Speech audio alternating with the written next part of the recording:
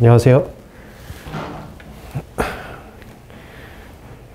현재 분리사스쿨 2차 종합반, 현장 종합반은 감사합니다 마감이 되었습니다. 다만 온라인 종합반은 지금도 계속 신청 가능합니다. 또 그 현장 종합반에서 혹시라도 결혼이 발생하면 온라인 종합반 신청하셨다가 현장 종합반으로 이동하는 것도 가능하니까 종합반을 생각하시는 분들은 온라인 종합반으로 신청하셔서 공부 시작하시면 됩니다. 오늘 설명회에서는 정말 중요한 걸 말씀드릴 건데요. 1차 특허법과 2차 특허법이 어떤 차이점이 있고 2차 특허법은 어떻게 공부해야지 공부 방향성이 적합한지 그거를 말씀드리겠습니다. 여러분들 1차를 저하고 하신 분들은 크게 이질감이 없었겠지만 1차를 혹시라도 저하고 하지 않은 일부 분들은 1차에서도 공부 방향성 선택에 대해서 절실하게 이번 시험에서 느끼고 오셨을 겁니다. 그게 2차는 더 심합니다. 자, 한번 보여드리겠습니다. 제 사례집 핸드북입니다. 2차를 가시면은 문제집이 2차 문제집은 이렇게 구성이 되어 있어요. 1차 문제집하고 좀 다르죠. 얘가 기출문제입니다. 기출문제를 통해서 2차를 어떻게 공부해야만 하는지 방향성 말씀을 드리겠습니다. 먼저 제가 1차 공부법하고 대비해 드리겠습니다.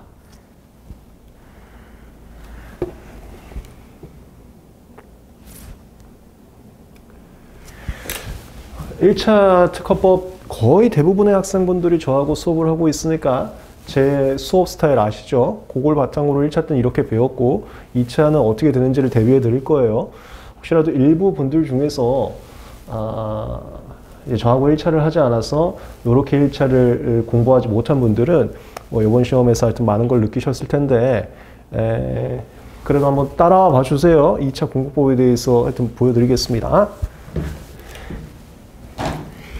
문제를 볼 때 판례 문제는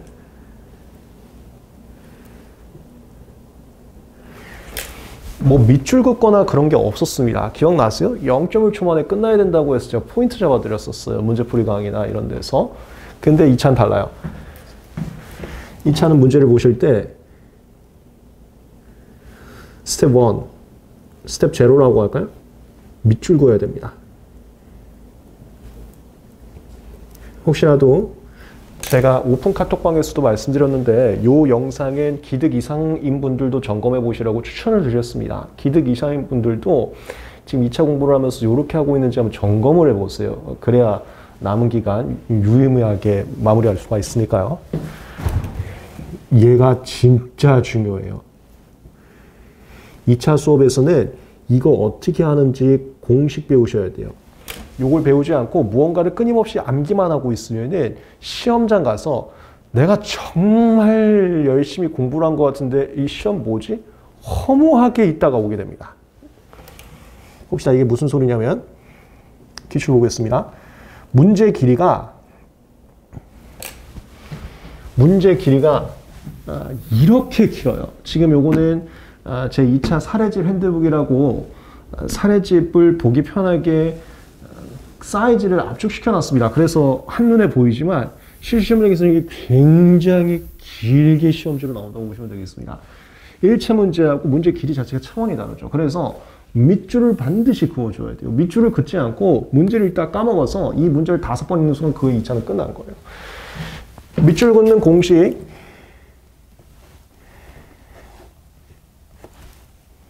현재 우리 2차 동차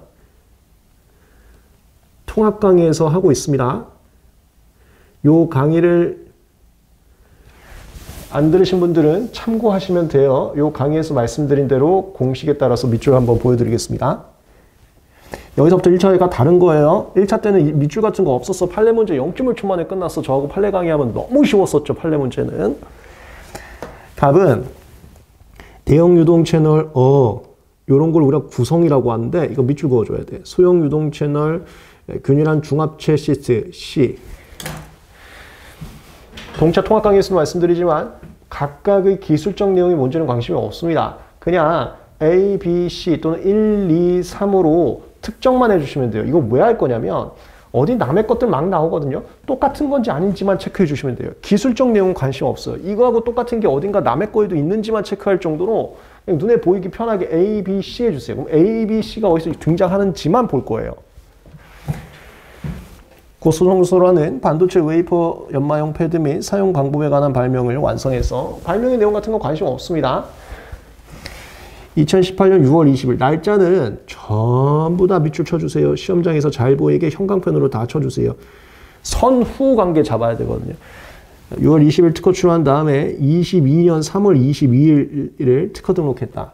제가 실제 수업에서는 각각의 밑줄 치는 부분에 대해서 어떤 의미가 있는지 좀 자세하게 말씀드리지만 오늘은 설명회로서 그 긴 내막보다는 공부 방향성 위주로 말씀을 드릴게요. 더 추가적으로 이 밑줄 친 것들이 어떤 의미가 있는지들은 수업에서 한번 더 참고를 해주세요.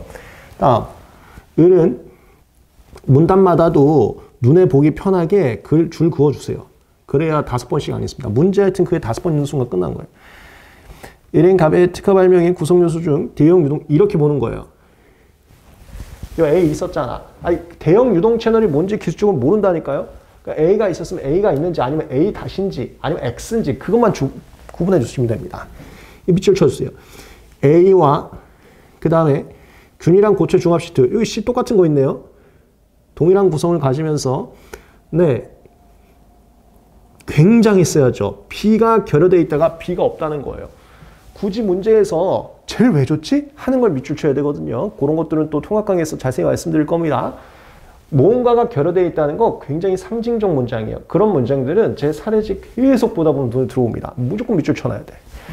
결여되어 있고 다음 대신에 M이 부과되어 있대요. 다시 얘기합니다. 마이크로 홀이라는 게 뭔지 기술적으로 몰라요. 그냥 A 똑같은 거 있고 B 없고 C 똑같은 거 있고 여기 없는데 여기 M이 추가되어 있고 그 정도만 해주시면 되는 겁니다. 그 정도만. 부과되어 있는 역마용 패드를 완성해서 이 발명을 날짜는 전부 다 체크해 주세요. 선후 관계 체크해야 됩니다. 22년 4월 20일부터 업으로서 실시하고 있다. 특허 등록 이후에 업으로서 실시하고 있네요. 그렇다면 요게 침해가 문제가 될 소지가 있습니다. 의뢰 발명인 가외 특허 발명의 구성 요건을 충족하지 않지만 이게 B가 없다는 소리예요. B가 없지만 의뢰 자신의 발명이 연마용 패드를 사용하게 되면 가외 특허 발명 구성 요건을 충족하게 돼서 침해에 이르게 할 개연성이 있다. 이거 1차 때 기억나시나요? 무슨 개연성이라는 게 간접 침해에서 등장하는 용어거든요. 자, 잠깐 이것 좀 말씀드리고 가겠습니다. 대다수의 수험생분들이 감사하게도 1차 때 제 수업을 들어주십니다. 그래서 저하고 판례 강의를 했었죠. 때문에 그걸 전제로 제가 2차 수업을 진행하게 되는데 일부 분들, 제가 상담하면서도 많이 느꼈는데 저하고 혹시라도 판례 강의를 하지 않았던 분들은 지금 당장 동차 통합 강의 가면 제가 어떤 수업을 같이 들으라고 말씀드립니다. 그거 반드시 지금 당장 하셔야 돼요. 안 그러면 2차에서 정말 심각하게 헤맬 수가 있습니다. 꼭 명심해 주세요. 꼭이요, 꼭.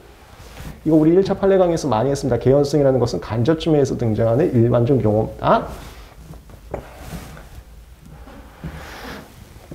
근데 하여튼 자세한 내용들은 나중에 수업 시간에 말하고 지금은 어떻게 하는 건지 공부 방송만 할게요. 그리고 여기 다만 M이라는 기술 수단에 의해서 값보다 더 우수한 효과를 가질 수가 있다. 이게 문제 읽다 보면 하여튼 느낌이 옵니다. 지금 이 문장 가면서 너무 뜬금없거든요. 너무 뜬금없는 거 반드시 밑줄 쳐줘야 돼요. 여러분들 소설책 읽고 있는데 굳이 이게 나왔다는 건 뭔가 얘가 등장인물, 주인공 역할을 할 것 같다라는 느낌이 와야 된다니까요. 그런 것들 밑줄을 좀 쳐줘야 됩니다. 1차에서는 이렇게까지 할 필요가 없어요. 2차에서는 이 밑줄도 잘 쳐줘야 됩니다. 됐어. 다음 눈에 보기 편하게 이렇게 문단마다 또 그어 놓습니다. 을은 자신의 발명을 병에게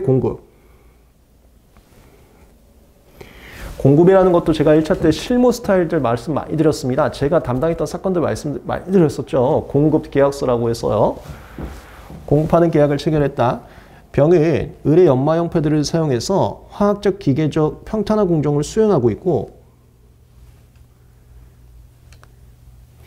이 과정에서 다수의 다이아몬드 입자가 부착된 컨디셔너로 역마용 패드의 표면을 압축해서 문지르는 브레이크인. 뭔가 굉장히 기술적으로 긴데 굳이 뭔가 가르치면서 그걸 강조한다. 쎄합니다. 밑줄 일단 쳐주세요. 컨디셔닝. 뭐 기술적으로 무슨 내용인지 모릅니다. 이게 그 다음 이거요. 필수적으로 굳이 문제에서 아무런 의미가 없는 조연이었다면 이렇게까지 강조하는 형용사를 집어넣지 않습니다. 필수적으로 하는 것은 이 친구들 일반 조연 아니라는 소리예요. 주인공이라는 소리예요. 밑줄 꼭 쳐주셔야 돼요. 밑줄. 이게 2차의 핵심이에요. 이게 2차의 핵심이에요. 뭘 자꾸 외우고 있는 거는 핵심이 아닙니다. 이거 먼저 돼야 돼요. 안 그러면 점수 못 받습니다. 계속 48점에서 51점 사이에요. 48점과 51점 사이는 착각하지 마세요. 그거는 동체 때도 받고 기득 때도 받고 30대도 받고 그거는 절대 실력이 아니에요. 그건 제가 수업 시간에도 말씀드리면 48에서 51점 받으시면 큰일 납니다. 필수적으로 부가 내용을 확인했고 이러한 컨디셔닝 공정을 수행하는 경우에 의뢰 발명의 연마 패드에는 가베 특허발령 구성 요소 중 B가 그 다음에 기술적 내용 잘 모릅니다. B가 반드시 형성된다. 기술적 내용 모른다 그랬어요. 기술적 내용이 이거는 올해 기출은 아니지만 올해 기출에서도 굉장히 한 페이지 길게 나왔습니다. 그것도 똑같아요. 그냥 똑같은 구성인지만 체크해 주시면 돼요. 앞에 있는 기술적 내용 모릅니다. 앞에 있는 기술적 내용 몰라요. 그냥 B가 똑같이 생겼다는 거예요. B가 생겼다. 무슨 과정에서? 병이 의뢰 연마용 패드를 사용해서 화학적 기계적 평탄화 공정을 하고 있는데 그 과정에서 의뢰 연마용 패드에 B가 생겼대요. 그렇게만. 그리고 여기 뭐라고 돼 있어요? 이런 형용사는 주연이란 소리입니다. 반드시, 필수적, 반드시 이 엄청난 주인공이란 소리고 반드시 답안지에다가 강조해달라는 소리예요. 이건 밑줄 잘 쳐야 됩니다. 이런 밑줄 연습 정말 중요합니다. 사실 알면서도 이를 계속해서 실시하고 있다. 좋아요. 여기까지. 그러면 잠깐만 1차 때 우리 뭐 배웠었냐면요.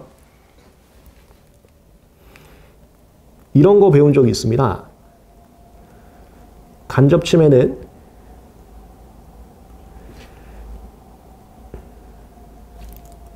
특허 발명, 생산, 에만 사용되는 물건. 그리고 여기서 에만이란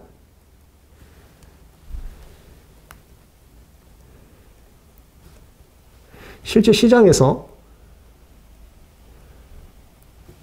타용도가 있는지를 체크하는 개념이에요. 기억나세요? 1차 때 판례 강의 우리 되게 자세하게 했었는데 간접침해라는 것은 특허 발명 생산에만 사용되는 전용품에 대해서 간접침해가 적용되고요. 전용품인지 아니면 타용도가 있으면 전용품이 아닙니다. 타용도가 있는 것은 간접침해 대상이 되질 않아요. 전용품만 간접침해 대상입니다. 타용도가 있는지, 그러니까 에만이 아닌지, 특허 발명의 생산에도 쓰이고 다른 거의 생산에도 쓰이고 그걸 타용도가 있다고 합니다. 타용도가 있는지는 실제 시장의 사항만 봐요. 실제 시장의 사항만 본다는 게 무슨 소리예요? 가능성은 따지지 않아요. 그거 지금 특허 발명에도 사용되는 건 맞는데 다른 발명에도 이론상 사용될 수 있어. 이런 건 고려하지 않습니다. 이걸 1차 때 우리 판례 강의에서 많이 했잖아요. 그리고 1차 시험은 여기까지만 알면 문제에서 밑줄 그을 것도 없고요. 이 이론만 알면 0.1초 만에 지문 OX 찾을 수 있었습니다. 그래서 우리 판례 문제는 진짜 쉬웠어요. OX 문제지, 기출 문제지, 객관식 문제지, 별레스쿨, 월말 모의고사, 그리고 이번 1차 기출까지도 판례 문제는 정말 쉽게 했잖아요. 저하고 1차 판례 강의 했던 분들은. 1차는 여기까지 하는데, 자, 2차는 어떻게 더 추가가 되냐면 이거하고 똑같은 판례예요. 이거하고 똑같은 판례입니다. 1차에도 되게 많이 출제됐지만 2차에도 계속 출제되고 있어요. 이 판례예요. 근데 1차하고 똑같은 내용인데 2차는 어떻게 나눠서 구분을 하는 거냐면 이 밑줄 그었죠. 밑줄. 이거 동차 통합 강의에서 합니다. 밑줄 그었으면 그 다음이 판단 기준, 목차, 수작구 이런 건 자세하게 말씀 안 드릴게요. 동차 통합 강의에서 다 말씀을 드립니다. 이 책 공식도 있어요. 이렇게 해서 이제 답안지 써야 돼요.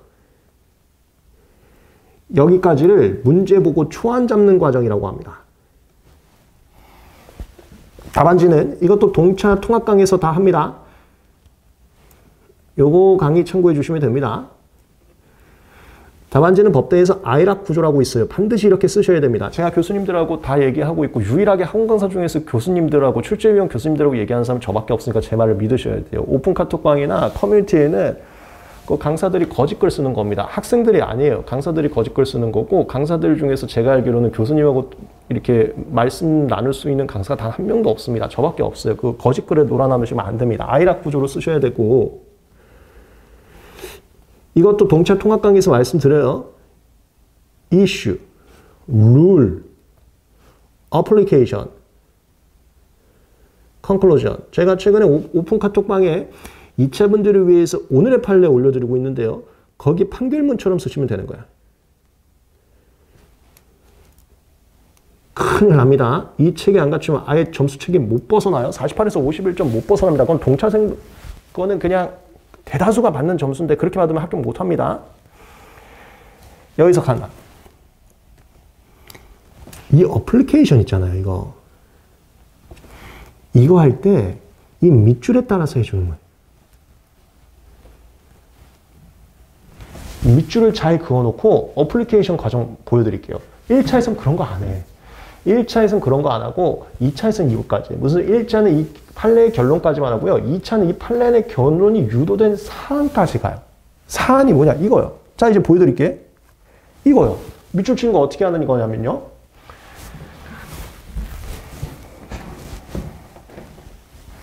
갑이 특허가 갑 특허 발명 A, B, C입니다. 갑 특허 발명이에요. 갑 특허의 간접 침해가 되려면 A, B, C의 생산에만 사용되는 물건이어야 됩니다. 요거 간접 침해가 성립하려면 A, B, C 생산에만 사용되는 물건이 등장해야 돼요. 보겠습니다. 스텝 2.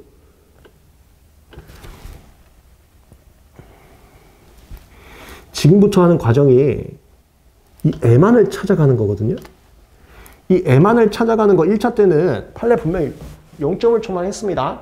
2차는 이 과정이어야 돼요. 봐보세요. 애만을 찾아갈 건데 스텝 2. 을은 A 그 다음에 C, M 이거를 병한테 팔고 있습니다. 공급계약서 1차 때 제가 지나가면서 제 실무적인 거 말씀드렸어요. 이거 파는 겁니다. 팔고 있어요. 그 다음에 병은 여기요. 그걸 가지고 어떤 공정을 수행합니다. 이 병이 수행하는 공정 안에는 여기요. 이거 같은 2차 시험장 가서 5번 읽는 순간 끝이야. 눈에 잘 보여야지 5번까지 안 읽습니다. 2번까지는 읽을 수 있어요. 근데 5번 읽는 순간 끝나는 겁니다. 브레이크인 컨디션이 필수적으로 부과돼요. 브레이크인 과정과 컨디셔닝 과정이 반드시 부과가 됩니다. 그리고 여기요. 브레이크인과 컨디션이 부과되면 반드시 B가 형성돼요. 반드시란 말 뭔지 잡아드릴게요. 이렇게 하면 반드시 A, C, M, B가 됩니다. 됐어. 얘 어떻게 되는 거냐면 자 이거 모든 사람들이 삼성전자한테 납품하고 싶어서 좀 싸우게 된 사건이었습니다. 모든 이들이 하여튼 삼성전자한테 공급하고 싶어서 싸우게 된 거예요. 제가 각색을 좀 하겠습니다. 여러분들 이해를 더 쉽게 해드리려고. 삼성전자에서 반도체 하는 공정이 있고 SK에서 반도체 하는 공정이 있다고 봐요. 회사들이 다 이 대형 회사에다가 자기 물건들을 납품하고 싶어요. 여기 연마용 패드라는 건 납품하고 싶어요. 그래 떼돈 벌잖아요. 이거 전 세계적으로 대단한 회사들인데 연마용 패드 만드는 회사가 갑도 있고 병도 있어요. 서로 여기다 납품하고 싶습니다. 그래서 여러분들이 변리사들 일을 하는 겁니다. 누군가가 특허를 가지면 특허에 침해되는 건 여기다 납품을 못해요. 그렇게 하려고 변리사가 있는 거예요. 병이 지금 문제에서 여기다 납품해요. 근데 갑은 그거 자신의 특허 침해이기 때문에 너 납품 못하게 막고 싶은 겁니다. 돈 벌려고 하는 겁니다. 자, 첫 번째, 병이 납품할 때, 병이래요. 을이네요. 문제에서 병에게만 공급계약서 작성했다고 했거든요. 이게 뭐냐면 병을 삼성전자로 봐주세요. 삼성전자 말고 을의 ACM이 SK하이닉스에 납품이 돼요. 그럼 SK하이닉스의 특유의 또 반도체 공정이 있을 겁니다. 그 특유의 반도체 공정에 의하면 ACMB가 형성이 안 돼요. 그냥 ACM 자체로 있어요. 무슨 소리인지 알겠어요? 을 거는 연마엠펄드가 갑거하고 다릅니다.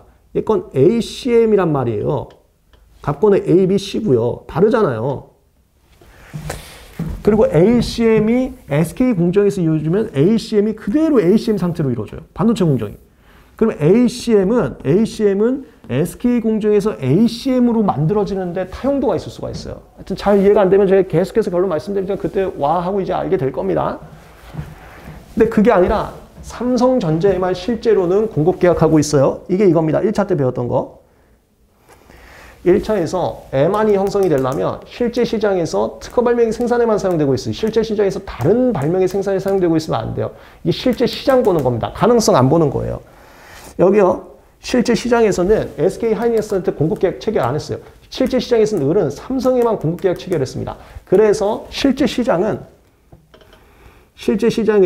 병의 상황만 고려해야 돼요. 만약에 을의 연마용 패드가 SK에서 돌아갔으면 SK에서는 ACM 그 상태로 그대로 돌아가는지 이거는 고려할 필요가 없어요. 실제 시장만 고려하는 거기 때문에. SK도 반도체 만들잖아요. 그건 가능성이라고 하는 거예요. SK에 납품을 안 했잖아요. 그게 실제 시장이라는 겁니다. 1차는 그 실제 시장이라는 의미가 여기까지 안 갔잖아요. 2차는 여기까지 가야 풀 수가 있어요. 그게 같은 내용을 2차에서 좀 더 심도 있게 접근한다라고 하는 겁니다. 다음, 삼성한테 납품을 했을 때도 보세요. 아까 문제에서 브레이크인 컨디셔닝을 거치면 무조건 B가 만들어진다고 했어요. 자, 여기서부터 갈까요? B가 만들어지면 A, B, C, M은 A, B, C 특허 발명이 생산이라고 합니다. A, B, C 다 갖춰졌잖아요. 이런 개념들은 1차 때부터 했던 겁니다. A, C, M이 A, B, C, M이 되면 특허 발명이 생산됐다라고 얘기해요. 특허 발명이 생산이 된 겁니다. 우리는 지금 간접침해 사안이니까 A, C, M이 A, B, C, M의 생산 M안인지 그 전용을 볼 거고요. 전용 관련해서 브레이크인 컨디셔닝 과정을 거치면 무조건 B가 만들어진다고 했어요. 이게 뭐냐면 혹시라도 이제 SK하이닉스는 고려할 거 아닙니다. 실제 시장에서 납품을 안 했으니까 그게 공급계약서의 의미였어요.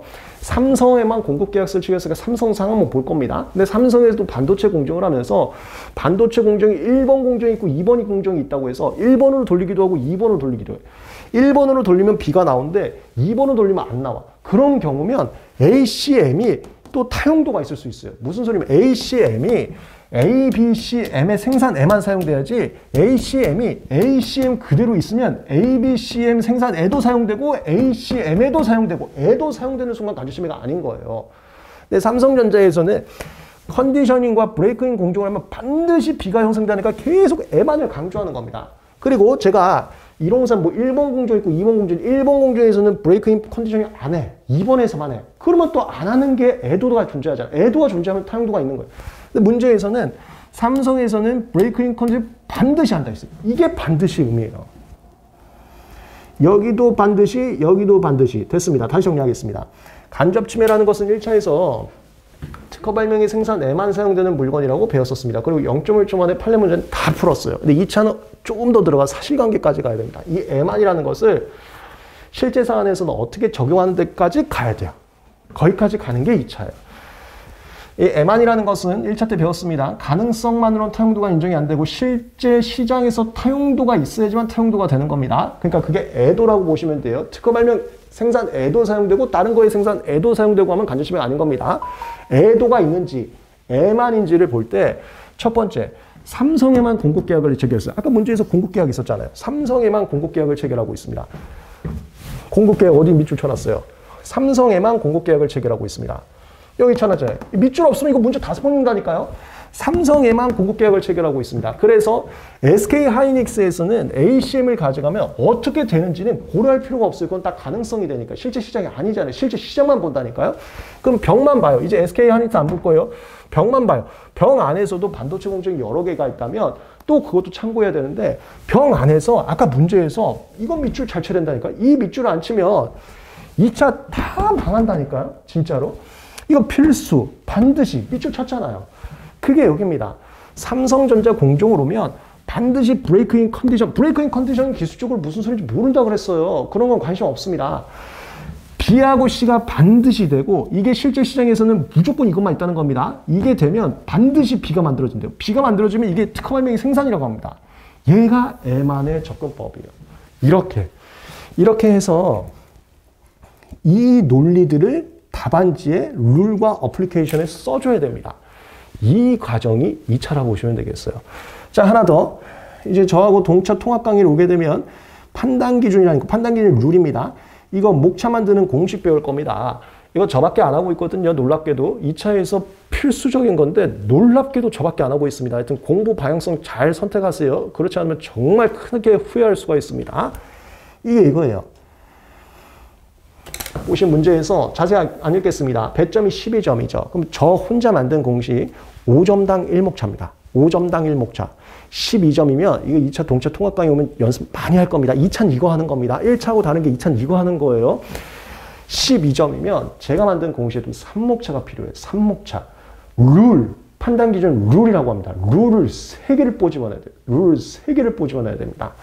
그 끄집어내는 것을 요 사실관계와 밑줄을 바탕으로 하나하나 룰을 끄집어내는 거예요. 보실래요? 이게 지금 답안지인데요. 첫 번째 룰. 생산에 사용되는 건지. 두 번째 룰. 전용인지. 전용인지를 제가 좀 자세하게 해드렸고. 세 번째 룰. 여기요. 더 우수한 작용효과가 있는지. 그 수업 내용들은 지금은 설명회이기 때문에 대체적으로 방향성만 말씀드리지 자세한 수업 내용은 동차 통합 강의를 참고를 부탁드리겠습니다. 더 나은 효과라는 게 이거였어요. 여기 밑줄 쳐놨잖아요. 뜬금없이 쭉 나가다가 어이없는 문장 나왔잖아요. 이런 게 여기요. 12점이면 3목차, 3룰이 필요한데 그 룰 중에 이걸 쓰는구나. 이렇게 추출할 수 있게 밑줄을 쳐놔야 됩니다. 밑줄을 쳐놓지 않으면 12점이면 3룰이 필요한데 아이락 중에 룰이 3개가 필요한데 3개는 못 쓸 수가 있어요. 3개를 못 쓰면 점수 못 받는 거예요. 이게 2차의 특징이라고 보시면 되겠습니다. 정리하겠습니다. 1차와 2차가 같은 판례를 공부합니다. 1차 때는 조문도 공부했는데 조문이 더 어려웠죠, 문제가. 근데 2차는 조문 문제는 거의 나오지가 않고요. 뭐 논술을 써야 되는 특정상 판례 문제로 나옵니다. 같은 판례를 배우게 되는데 이거 1차에도 되게 많이 출제됐고 2차에도 이거 한 번 출제된 게 아니에요. 몇 번 출제됐습니다. 빈출된 판례로서 우리 되게 잘 아는데 2차는 방향성이 어떻게 되냐? 실제 사항까지 좀 가셔야 돼요. 실제 사항까지도 가고 그 다음에 룰 목차를 몇 개 쓸지 밑줄을 어떻게 그을지 이게 정말 중요합니다. 이게 1차에서는 안 하는 과정이거든요. 그런데 자 지금부터요. 동차분들은 어차피 저하고 처음부터 2차 공부를 할 거니까 느낀 바가 없겠지만 자 보세요. 기득 이상이요. 기득 이상. 내가 지금 2차 공부를 하고 있는데 판례가 아니고 어떤 뭐 근거도 모르겠는 이상한 문장들을 외우고 있는지 그러면서 뭐 교수님의 표현이라고 하면서 이상한 문장들을 외우고 있는지 그거 요즘에 시험 안 나옵니다. 제가 교수님들하고 만나서 말씀 나눠보면 벌써 몇 년 전부터 실무형 스타일로 출제되는 걸로 정해졌어요. 올해 기출만 그렇지 않습니다. 올해 기출만 스타일이 바꾼 게 아니고요. 지금 계속 몇 년째 이 스타일로 하고 있습니다. 실무형 스타일이에요. 올해 1차도 보셨죠? 실무형 스타일로 하고 있었습니다. 올해만 바뀐 게 아니에요. 실무형 스타일인데 어디 1차 때 배우지도 않은 이상한 문장을 가지고 교수님의 견해다. 뭐 교수님의 학설이다. 그거 공부하고 있으면 못 풀어요. 지금 기출문제에서 적용이 아예 안 되잖아요. 변리사 실무 능력을 출제하고 있는데 그런 현학적인 거 하고 있으면 방향성 완전 어긋났습니다. 그러면 시험장 가시면 내가 죽어라 뭔가를 외웠는데 시험장에서 벙 뜨고 와서 특허법 왜 이렇게 어려워? 이렇게 되는 겁니다. 이렇게. 참고로 1차분들 저하고 공부 안 하신 분들은 그걸 또 똑같이 느끼셨잖아요. 방향성 이렇게 중요합니다. 다음 두 번째 뭔가를 계속 외우고만 있다. 그러니까 교수님 걸 뭐 보고 있다 이것도 맞지. 두 번째, 뭔가를 계속 외우고만 있다. 그래요. 외우긴 외워야 됩니다. 왜냐면 우리 룰 이거 외워야 돼요. 이거 동작 통합 강의에서 말씀드릴 겁니다. 룰 내용을 외우고 가야 되는데 외우는 게 먼저가 아니에요. 기대 이사님분들 외우고만 계시고 지금 제가 말씀드린 밑줄 긋기나 아니면 판단 기준 목차 몇 개 잡을지 아까 12점 나왔잖아요. 목차 몇 개 잡을지를 연습을 안 했다면 외우고만 있는 거는 또 큰일 날 수가 있습니다. 정답을 잡고 판단 기준 룰을 세워야 외우는 게 그 다음에 써먹을 수 있는 거지 정답을 못 찾고 목차 개수를 못 잡고 아까 밑줄 안 쳤으면 목차 개수도 못 잡아요. 저런 문제 목차 하나 잡거나 두 개 잡으면 점수 못 나옵니다. 그렇게 하고 있으면 뭔가를 잔뜩 외웠어도 점수가 안 나온다고요.